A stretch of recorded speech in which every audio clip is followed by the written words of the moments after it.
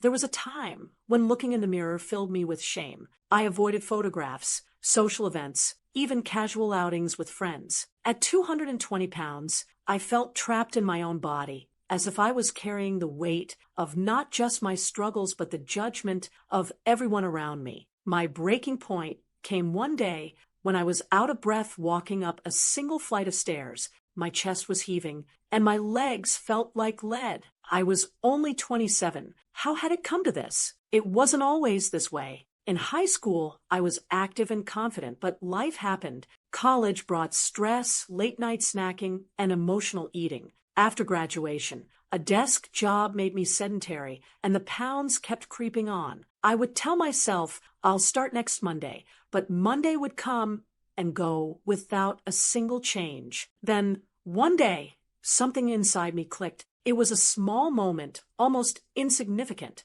A stranger in the park jogged past me, smiling as if running was the most natural, joyous thing in the world. I envied her freedom, her lightness. In that moment, I realized I didn't want to live the rest of my life feeling heavy, physically and emotionally. I wanted that lightness. I started small. The first step was admitting to myself that I wasn't looking for a quick fix. This wasn't about crash diets or starving myself to fit into a dress. It was about reclaiming control over my body and my life. I researched endlessly: nutrition, fitness, mental health. I downloaded an app to track my calories and began meal prepping. At first, I hated it. Boiled chicken and steamed broccoli felt like a punishment. But as I experimented with recipes, I discovered healthy eating didn't have to be bland. Exercise was the next mountain to climb. Walking felt manageable, so I started with 20-minute strolls around my neighborhood. The first week was brutal. My feet ached, my back hurt,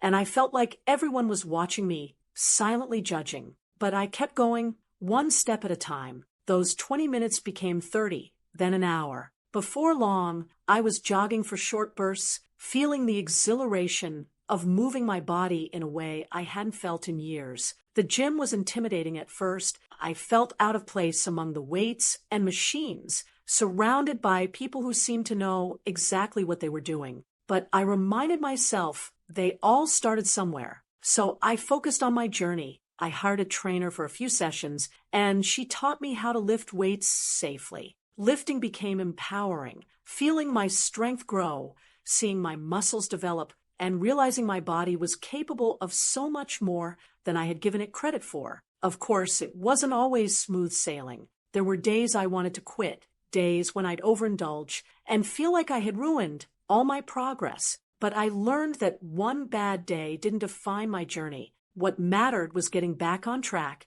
and not letting a setback turn into a spiral. The weight came off slowly, and for the first time, I was okay with that. Each pound lost felt like a small victory. By the time I hit the 50-pound mark, I barely recognized myself, not just physically but emotionally. I was confident, energized, and happier than I had been in years. The best part? It wasn't just about how I looked. It was about how I felt: strong, capable, and in control. Today, I'm 170 pounds and still working toward my ultimate goal. But I've learned that the number on the scale isn't everything. I've gained so much more than I've lost: discipline, self-love, and a deep appreciation for my body and what it can do. If you're on a similar journey, know this: it won't be easy, but it will be worth it. Start small, be patient with yourself, and celebrate every victory, no matter how minor it may seem. Because every step forward, no matter how small,